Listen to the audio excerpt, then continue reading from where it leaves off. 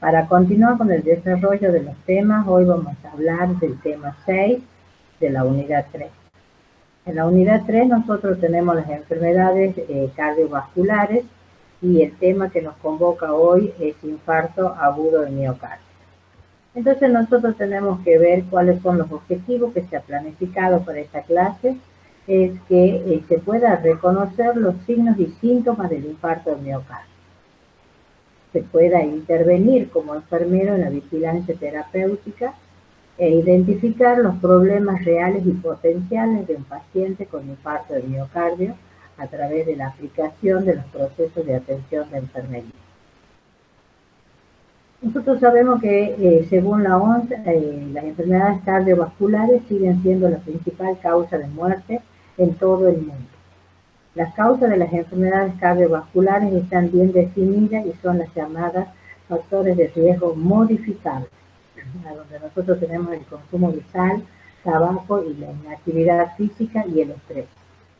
Las enfermedades de las arterias coronarias también es otro tipo que es común en las enfermedades cardíacas, entonces donde todo en estos casos el enfermero debe saber dar una respuesta, para la cual requiere de un conocimiento para aplicar los procedimientos, la farmacología y detectar también las complicaciones y hacer la educación para la prevención de estas patologías.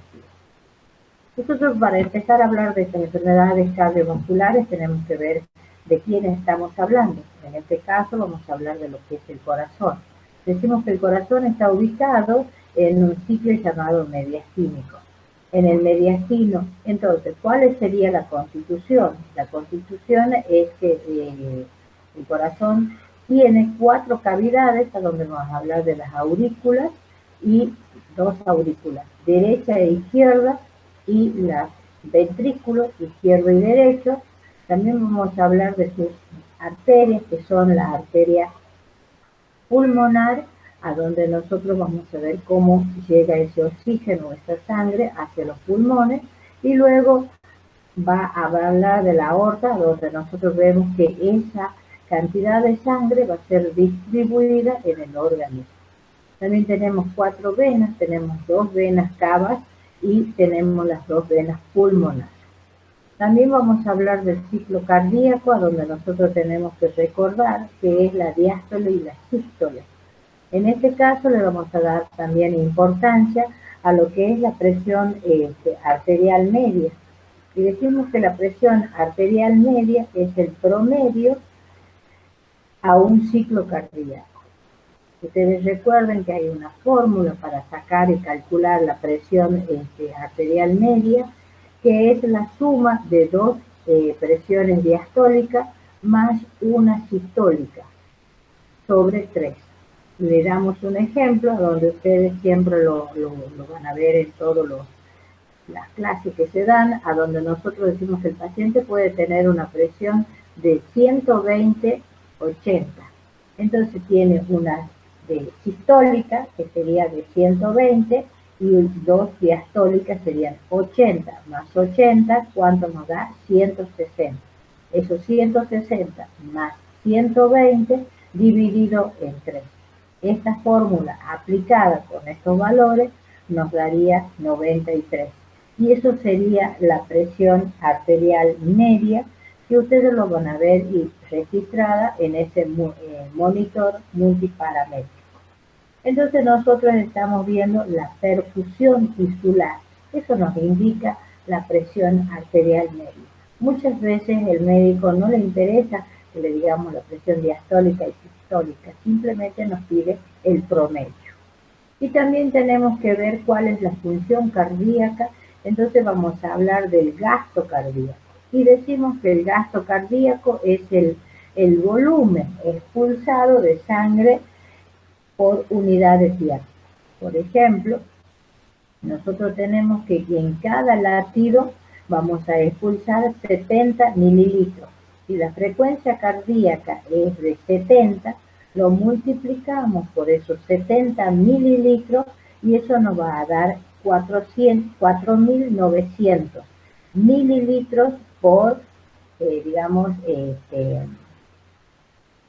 y en un minuto. Es decir, que ese latido del paciente va a estar movilizando en un minuto aproximadamente de 5 a 6 litros de sangre por minuto. También tenemos que empezar a ver, como decimos en el interrogatorio, que nosotros comenzamos a hablar también del dolor o de la patología en sí, y eso tiene que ser un interrogatorio preciso para obtener los datos que el paciente nos puede dar. También en este caso vamos a hacer la inspección y la palpación de las áreas cardíacas en la área precordial. Por ejemplo, ustedes pueden ver acá en esta imagen a donde ustedes van a ver los puntos, a donde están las válvulas. Y ahí ustedes tienen que hacer la auscultación. ¿Por qué? Porque estamos también auscultando lo que son los ruidos cardíacos. No se olviden que los ruidos tenemos el valor normal, tenemos que tener el ruido 1 y el ruido 2, que es la apertura y el cierre de las válvulas. Entonces, también vamos a ir auscultando donde está la válvula mitral y también donde está la válvula. Nosotros acá vemos la válvula tricúpide, la válvula mitral y la válvula aórtica.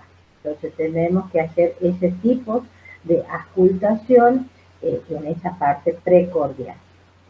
Y vamos a monitorizar los signos vitales. En este caso, ustedes en un monitor multiparamétrico van a monitorizar la presión arterial media, y van a monitorizar también la frecuencia cardíaca, la temperatura y la respiración. En esta patología nosotros sabemos que este paciente tiene varios factores de riesgo.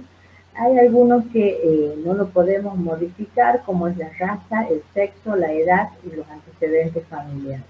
Pero sí podemos modificar como individuos, y por lo tanto nosotros como enfermeros debemos ocuparnos de educar a esa persona a través de lo que es la hipertensión arterial.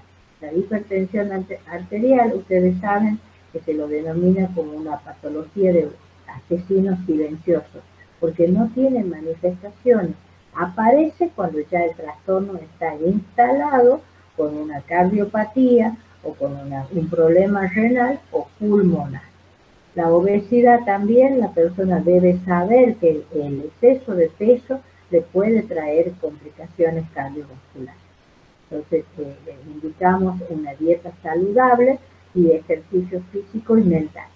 El tabaquismo puede obstruir alguna de las arterias y producir un déficit o una hipoxemia.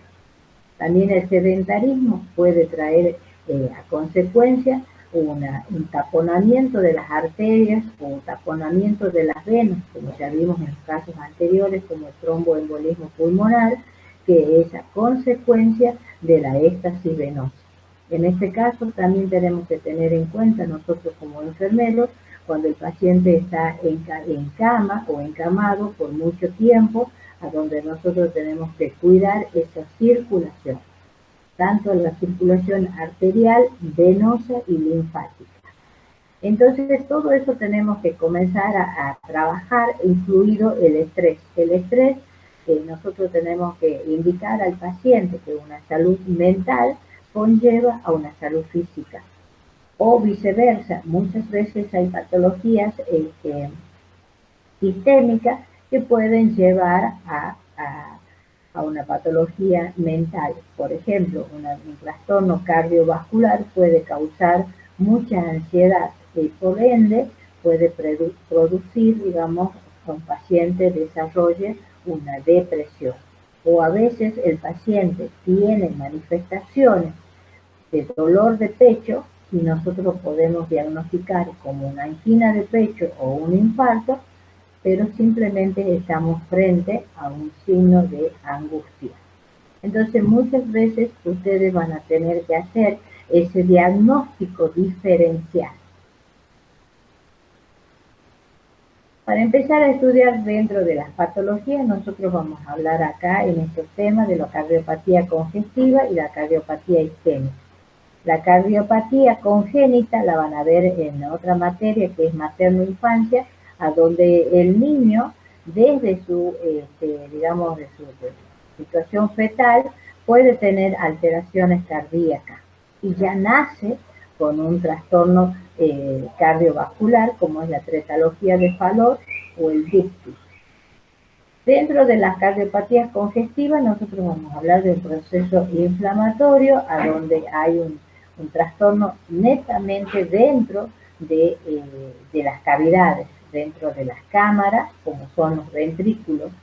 Y dentro de la cardiopatía isquémica vamos a hablar de las arterias, de esas 4 arterias que hemos mostrado al comienzo, a donde ese va a estar obstruido y por ende va a producir una lesión, una isquemia o una muerte del tejido miocárdico.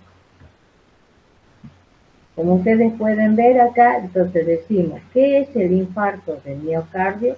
Decimos que la necrosis del tejido miocárdico se produce por consecuencia de esa obstrucción que ustedes pueden ver acá, que es un coágulo, que en este caso estamos hablando de la arteria coronaria izquierda, y ese coágulo no nos permite a que descienda, digamos, o que haya una buena oxigenación.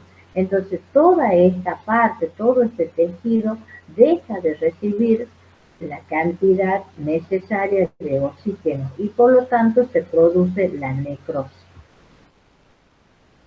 Esa necrosis se puede producir, o esa lesión o esa obstrucción de la arteria se puede producir por una arteriosclerosis, por una hipertensión, la diabetes o la obesidad. Entonces nosotros acá podemos ver cómo esa luz arterial se va obstruyendo a través de un ateroma y luego se forma, ese ateroma se rompe y se forma el coágulo. Eso va a ir a obstruir la arteria y por ende va a dejar de producir, digamos, la oxigenación correspondiente. Y esa área, por falta de la irrigación, va a comenzar a sufrir una lesión. Esa falta de oxigenación nos puede afectar a una parte superficial, o sea, al pericardio, al endocardio o al epicardio. Entonces, el endocardio, el pericardio, esos son las capas del músculo cardíaco.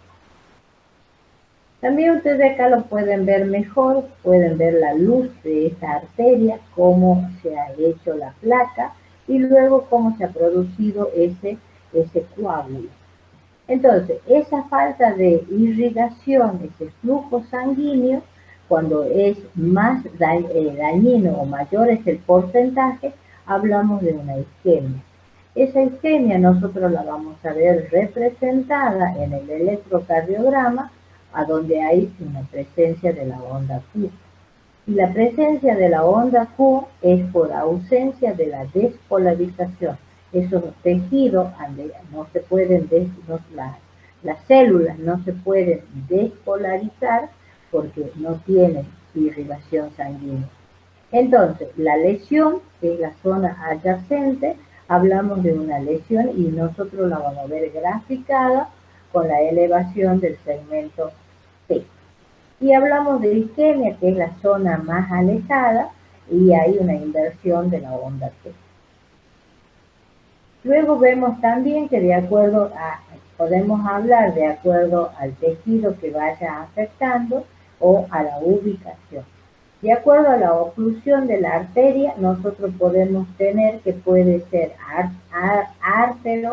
anterolateral o poslateral.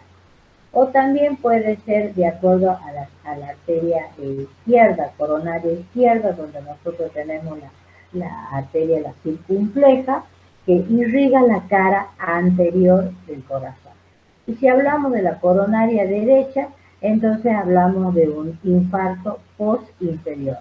Este póstero inferior, nosotros vemos que generalmente a veces hay pacientes que lo manifiestan con náusea o vómito, y esas manifestaciones vegetativas a veces se confunde y se puede hacer un diagnóstico digestivo cuando estamos frente a una patología cardíaca. También hablamos del hablemos del tipo, decimos que puede ser subendocárdico o transmural.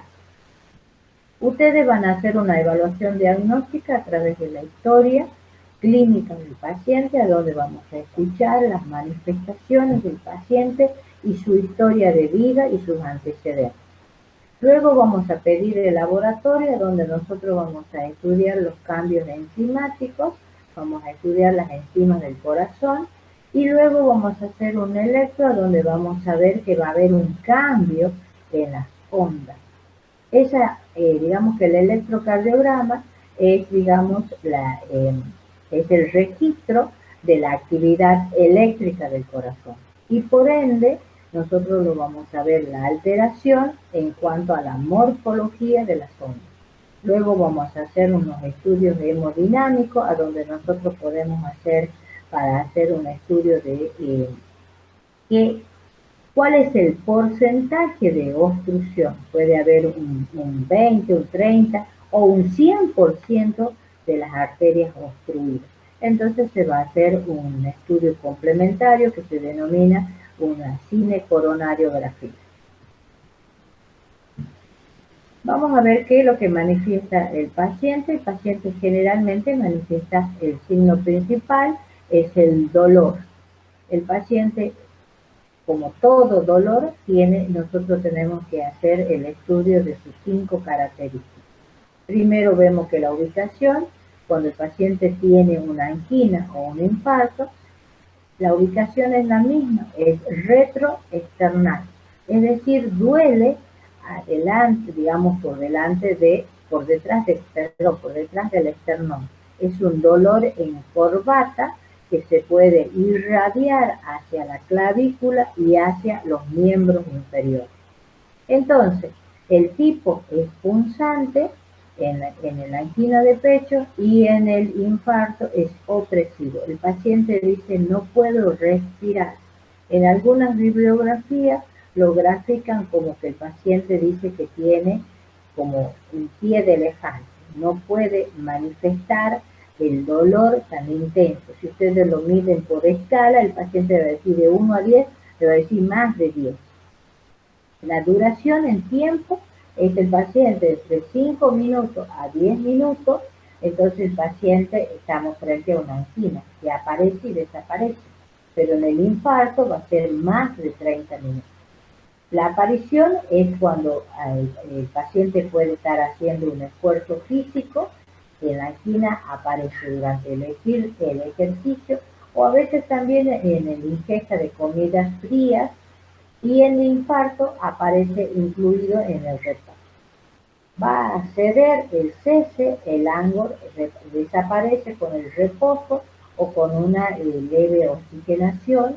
El paciente hace inspiraciones a donde hace una carga de presión positiva, entonces hay una oxigenación del 100% y mejora.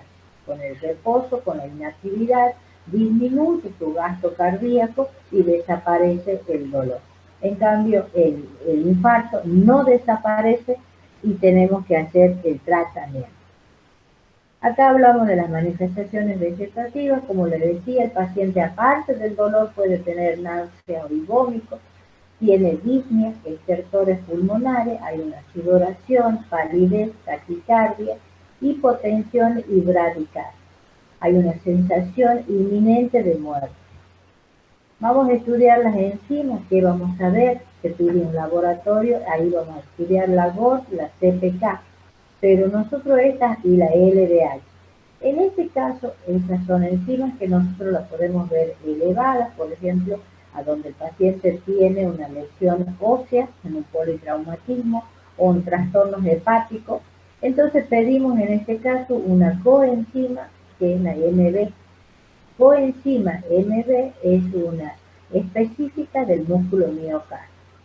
¿Cuáles son los valores? La GOT tiene de 8 a 30 unidades por litro, la CPK tiene mayor de 250 unidades por litro y la LDH es de 36 a 200. ¿En qué momento se tarda en elevarse? Una vez que ha pasado las 6 horas o 12 horas del infarto. o 4 o 8 y 24 horas. Entonces, este tiempo es mucho para esperar. Entonces, medimos las proteínas contráctiles, que se denominan las troponinas. Hacemos un test, y lo que se va a denominar un trop test. Es como hacer un EVA test para saber cuándo está embarazada. Bueno, acá también nos va a dar las troponinas, sacamos la cantidad de sangre y hacemos el test. Ese test nos puede dar positivo o negativo. Positivo es cuando tiene las dos rayitas y negativo cuando tiene una sola rayita. Entonces, ustedes lo pueden ver y eso se lo puede calcular cuando el paciente tiene un inicio a las 3 horas o a las 12 horas. Generalmente, hoy en día, en las unidades coronarias, el paciente llega con un ANGOS y ya se le hace las troponin. Hablamos de la modificación electrocardiográfica, a donde nosotros vamos a estudiar estas tres ondas. Nosotros vamos a ver la onda T, el segmento ST y la onda Q. ¿Por qué no estudiamos la onda T? Porque hemos visto que la onda T era el registro de la actividad auricular, ¿sí? Entonces nosotros acá estamos hablando de lo que es el complejo QRS, es la despolarización de los ventrículos. En este caso nosotros vamos a empezar a ver este tipo de onda, a donde la T invertida nos va a determinar una isquemia, el ST, la elevación del segmento ST, nos indica una lesión y el segmento, la aparición de la onda Q, nos va a dar una necrosis. Cuando nosotros hablamos, acá ustedes tienen la derivación, que son bipolar, que son la derivación de 1, de 2 y de 3. Luego hablamos la derivación de los miembros, a donde nosotros tenemos la ABR, ABL y ADS. El RIT es del brazo derecho, la L es del brazo izquierdo, left y FOC es del pie izquierdo. Entonces nosotros acá vamos a ver esta patología, vamos a empezar a estudiar, sabemos que la onda P tiene que estar presente y positiva. Entonces miren la onda Q, como es de pequeña, a diferencia donde nosotros tenemos acá una presencia de una onda Q. Entonces, si ustedes ven acá una onda T que está presente y positiva, y acá se hace negativa, es decir, que hablamos de una isquemia. Y acá también nosotros podemos ir viendo la elevación del segmento ST. Si yo lo veo en el D2, D3 y también la veo desde frente, puedo hacer un diagnóstico que estoy frente a un infarto. Sí, estoy frente a un infarto. ¿Por qué? Porque tengo la onda Q, la inversión de la onda T, la presencia de la onda Q y la elevación del segmento ST. Entonces estoy frente a un infarto, sí. Y también puedo decir de qué cara se trata, de una cara anterolateral por la ubicación de las alteraciones de acuerdo a las derivaciones. Ustedes en el módulo de trabajo práctico tienen las arritmias. Entonces ahí van a ir viendo esa modificación morfológica de la zona. ¿Cómo voy a hacer el tratamiento? Voy a hacer un tratamiento general, farmacológico o combinado. En el general hemos dicho que hay que hacer un reposo porque tenemos que disminuir la demanda de oxígeno. Y luego tenemos que administrar oxígeno, puede ser a través de una cánula, puede ser a través de una bigotera, de una máscara, y si no, una máscara de no reinhalación, o también podemos usar el CPAP, y al último podemos hacer una ventilación no invasiva y o una ventilación asistida. También hay que reducir la ansiedad, podemos usar una sedación, tengamos cuidado con las benzodiazepinas, porque el paciente tiene esa sensación inminente de muerte. Pero nosotros como enfermeras tenemos una herramienta valiosa que es la palabra y el acompañamiento.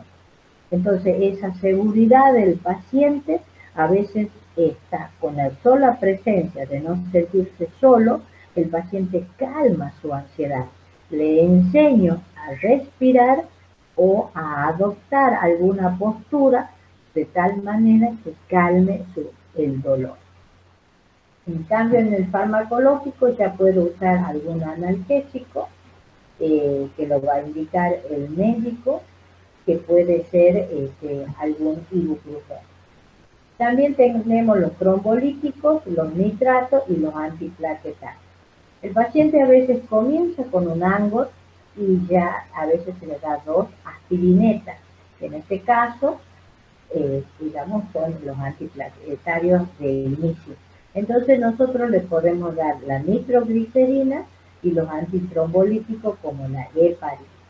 Es decir, que nosotros preparamos para recibir un paciente con infarto en la unidad coronaria, preparamos una dopamina, una heparina y una nitroglicerina.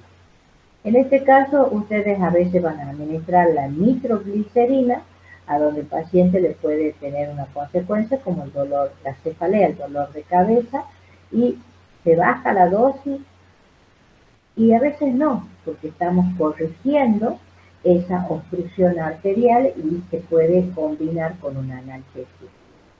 Y también nosotros podemos buscar hacer el laboratorio donde nosotros tenemos que ver el análisis del tiempo de protrombina y el tiempo, ver el estado de ese tiempo de coagulación. ¿Por qué? Porque estamos usando trombolítico. A veces el paciente puede presentar un gran sangrado y ahí a veces hay que ver el tema costo-beneficio.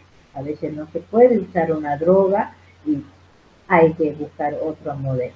En este caso nosotros podemos recurrir a otra especialidad, como en este caso son la gente de hemoterapia. Un hemoterapista puede decirnos qué podemos usar para por el problema que tenga el paciente en el caso de presentar una hemorragia y no poder usar la heparina. En la combinada nosotros hacemos una cinecoronariografía, como le decía, a donde en esa cinecoronariografía, aparte de hacer el diagnóstico para ver el porcentaje de obstrucción que tiene esas arterias, también podemos introducir, hacer una angioplastía, a donde nosotros ya les voy a mostrar cómo es, y hacer una revascularización. Acá ustedes pueden ver cómo es introducir este catéter, que ustedes lo van introduciendo y se va viendo a dónde está el coágulo, y una vez que ya se localiza, se insufla un balón de tal manera que se adhiera ese coágulo hacia la pared y logramos que haya mejore ese flujo sanguíneo, ¿sí? Para hacer un cateterismo cardíaco nosotros usamos una vena femoral, como ustedes lo pueden ver acá, es una de las arterias, disculpen, dentro de la arteria femoral. Entonces nosotros usamos esta arteria para hacer el estudio.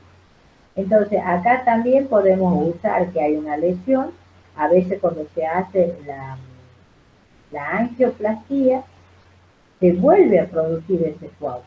Entonces se usa una malla, pone el mismo catéter que lleva una malla, que luego se insufla el balón y queda la malla. Eso se llama stent. Se harán tantos stenes como lugares que haya de obstrucción, pero muchas veces se puede colocar 1, 2 o 3 stents y a veces no es recomendable y se va a la revascularización, a donde ya se hace una cirugía a cielo abierto. Es decir, se abre el tórax y directamente sobre la arteria se hace un injerto. Se coloca una vena que haga el reemplazo de la arteria que está obstruida, o puede ser también un injerto, ¿sí? Entonces, estos tratamientos lo podemos ver. ¿Puede tener complicaciones el infarto? Sí. Puede tener complicaciones eléctricas, como son las arritmias, que pueden ser arritmias tanto auriculares como ventriculares. Esas arritmias auriculares, como son el FLACTET o una fibrilación auricular, muchas veces conlleva a la colocación de un marcapaso. O también una bradicardia severa, es necesario colocar un marcapaso, que puede ser un marcapaso transitorio, y inclusive podemos llegar a poner un marcapaso definitivo. Dentro de las mecánicas nosotros podemos tener que este paciente puede presentar una insuficiencia cardíaca, como lo vemos acá, a donde el paciente puede presentar un trastorno cardiovascular. Entonces, ese paciente tiene una cardiomegalia o una insuficiencia cardíaca. También puede tener una embolia pulmonar o las distintos tipos de arritmia. Dentro de las acciones de enfermería, nosotros tenemos que aliviar el dolor y la ansiedad, hacer la vigilancia terapéutica, porque, como les digo, estamos manejando drogas que tenemos que, para mayor seguridad, se las debe administrar a través de la bomba de infusión. Hay que manejar el reposo físico y psíquico para prevenir, digamos, disminuir la demanda de oxígeno.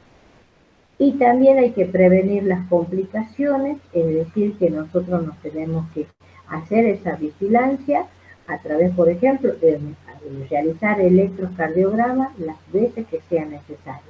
El paciente manifiesta un dolor o la falta de aire, ustedes le hacen un electro para ver si puede o no presentar arritmia.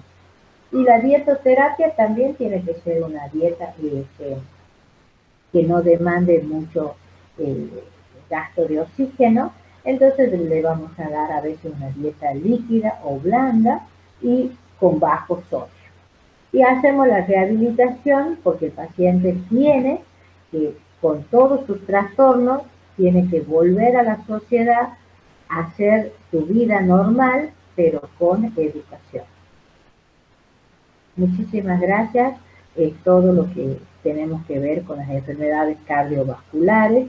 Ustedes pueden estudiar lo que se les ha dado a través de las bibliografías que ya se les ha pasado, tienen para estudiar, y hay una de las bibliografías mejores que a mí me ha ayudado muchísimo, es la de Canovio. En esa bibliografía es por las imágenes que ustedes tienen y que pueden visibilizar las patologías con mejor, digamos, visión y explicación. Es de fácil comprensión, así que es una de las bibliografías recomendadas.